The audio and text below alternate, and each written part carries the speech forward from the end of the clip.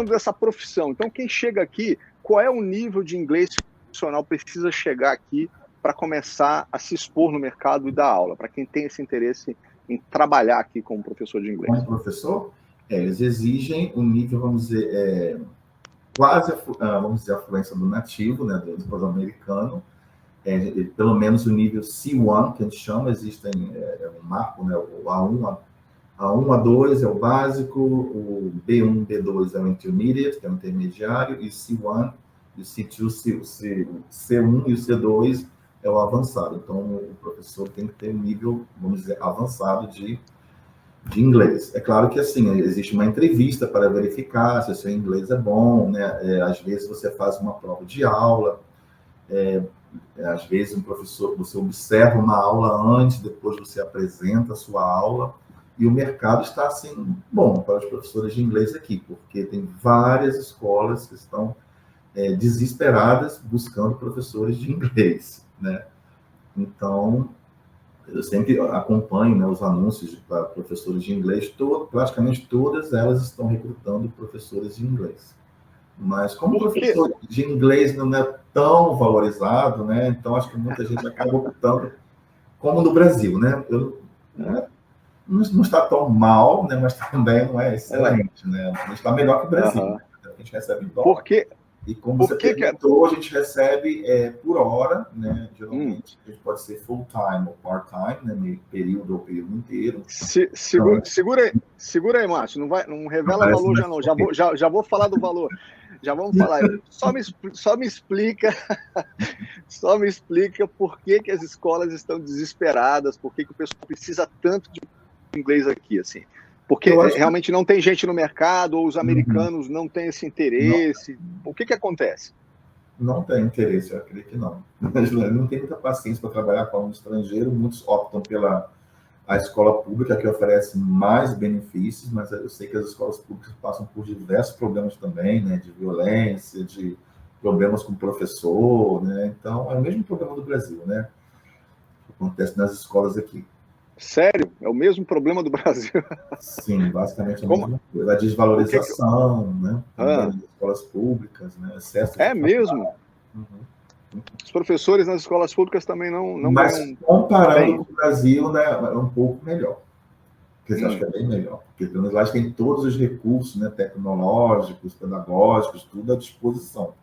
Mas o problema é que os alunos hoje em dia, né, você sabe, né, essa geração está muito interessada em estudar, né?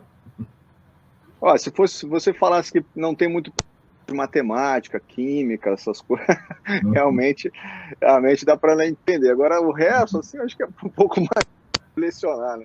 Ou pelo menos a gente vê, fomos na escola da nossa filha essa semana e a gente viu que a professora de matemática, uma senhora, assim, tá cansada, assim, a gente vê que aquela professora que, cara, tá anos e anos e anos lecionando ali. Ela então, quer assim, se aposentar, mas não pode se aposentar porque a aposentadoria aqui, né, é baixa, né? Acaba reduzindo suas horas, então eles optam por ficar lá até morrer, infelizmente.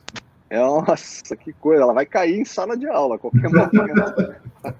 Ela vai, olha, não sei não, juro que eu fiquei preocupado, ela estava até com umas joelheiras assim já, né, um pouquinho de peso também e tal. Eu falei, meu Deus do céu, essa senhora aí, e o nome dela, bom, não vou citar, não citar nomes, é fazendo, porque o nome dela é o contrário, assim, é uma pessoa que tem energia, até interessante, mas enfim. Vamos falar então de valores. Como é que são esses valores aqui? Os professores aqui ganham por hora, tem um nível de hora, de pagamento, né? Porque as pessoas aqui normalmente têm o salário por hora, né? Definido por hora. Sim. Claro que tem acordos e acordos, né? Mas como é que é isso, Márcio? Não existe, eu creio que não existe um piso mínimo, como às vezes existe no Brasil, né? Pelo sindicato, que estabelece um mínimo. Mas eu observo assim, como eu estou sempre observando o que o mercado tem pago, existe uma média, vamos dizer assim. A gente recebe por hora, sim, geralmente, as escolas pelas quais eu já passei e que eu observo, elas geralmente pagam tempo em sala de aula e pagam um adicional, que seria a preparação. Por exemplo, se eu trabalho 40 horas, na verdade eu fico em sala, vamos dizer, 36 horas. semanais. Então, essas 4 horas seria de preparação, ou seja, para preparar a minha aula, né? Porque o professor não pode chegar na aula despreparado, né? Tem que preparar o material, tem que vai trabalhar aquele dia, pensar em uma atividade, um jogo, uma música, né? Então, isso toma tempo do professor, corrigir alguma coisa, alguma prova. Então, geralmente, eles costumam pagar, que eu observo nas escolas, que digo, esses cursos de línguas, né? Então, eles pagam um valor a mais, vamos dizer assim. E a base, pelo que eu observo aqui, existem escolas que pagam, no mínimo, $20 a hora, e no máximo que eu já vi seria 28 a hora aula. Então, varia muito entre 20 e 28. Mas o que eu vejo assim, em geral, as escolas têm pago 22, 23, 24. E vamos dizer assim, a que menos paga que eu já vi seria 20, e a uma que paga muito bem paga 28 ou 20 centavos a hora. E tem ainda um adicional, não? O adicional é tipo assim, como eu falei, eu trabalho 34 horas, mas eu recebo por 30, 38. Essas 4 horas que eu trabalharia em casa, preparando atividades. Preparando. Né? Entendi. Assim como no Brasil também existe um terço do seu tempo para preparação de aula, que não é um terço. Então a carga horária é tipo assim, 40 horas. 38, 40 horas, geralmente sim. E part-time, que é um meio período, seria 20, 18, depende muito. Como é que é a tua carga horária? Me fala aí, como é que é o teu dia a dia? A minha são 38 horas semanais. Não chega a 40.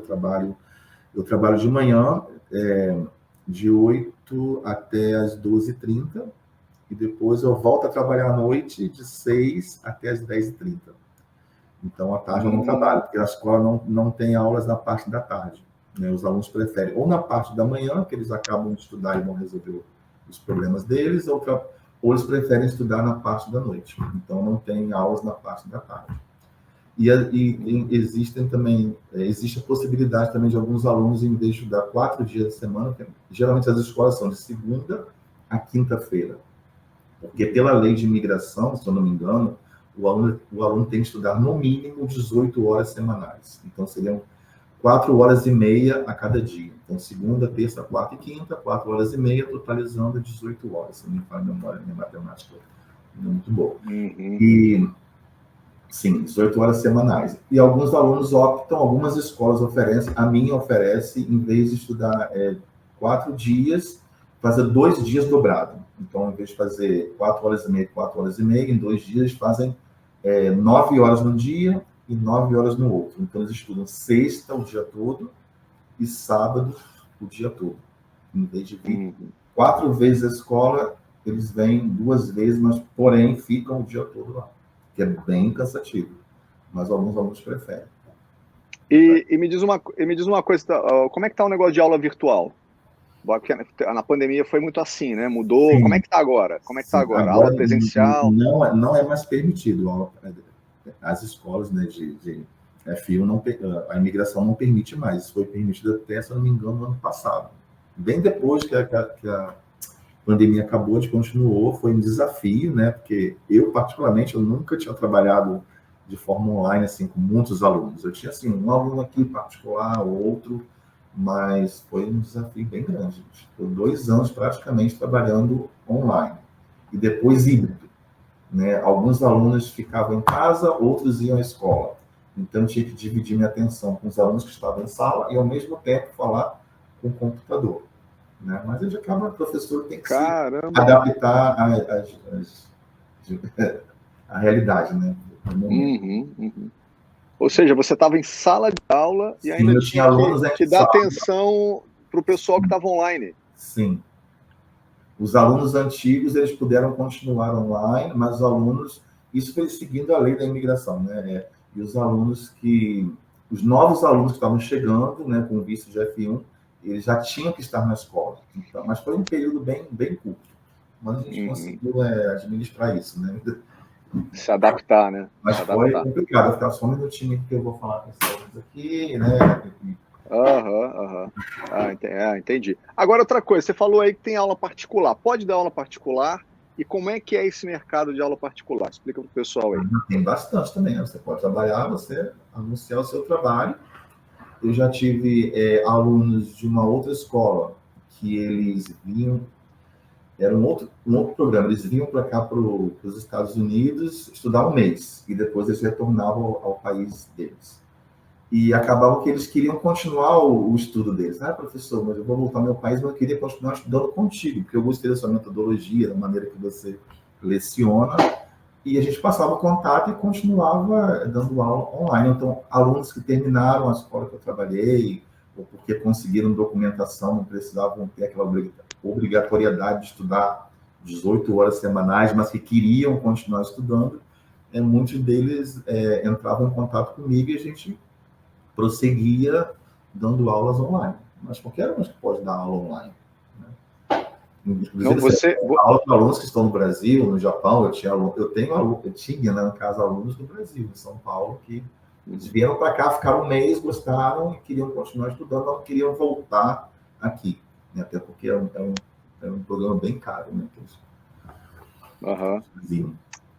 Então assim, ó, a gente acabou ouvindo aí o teu valor, o valor que as escolas pagam. Sim, geralmente pelo online. Agora, a aula particular... eu não vi. Assim, não. Então, só para a gente pontuar aqui, a aula particular é totalmente diferente. Sim, você está tendo uma dedicação ali completamente exclusiva. Qual é a média? Não estou falando que é o teu valor, mas qual é a média que o pessoal cobraria por uma aula particular e como funciona? É por aula, é por hora? É a mesma coisa, por hora. Aí, no caso, é mais, porque é uma aula dedicada... Mas pode chegar aí, claro. A gente, geralmente, o que eu faço é o que você quer, né? Para que você quer aprender inglês? Qual o seu objetivo? É para falar? Você quer praticar conversação? Você quer algo voltado para a sua área, né? Que seria o inglês instrumental?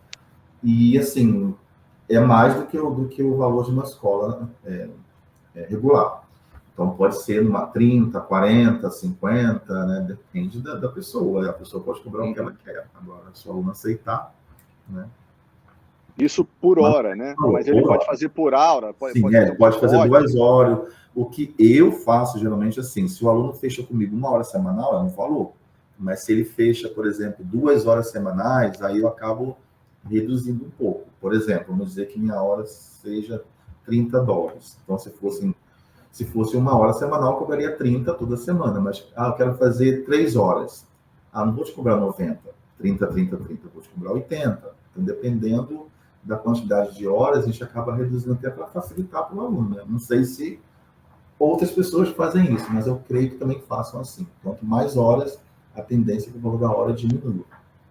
Mas eu acho também assim desgastante, na minha opinião, você ter 3 horas seguidas com o professor, somente você e eu, acho que é meio desgastante. Eu recomendo entre 1 e 2 horas.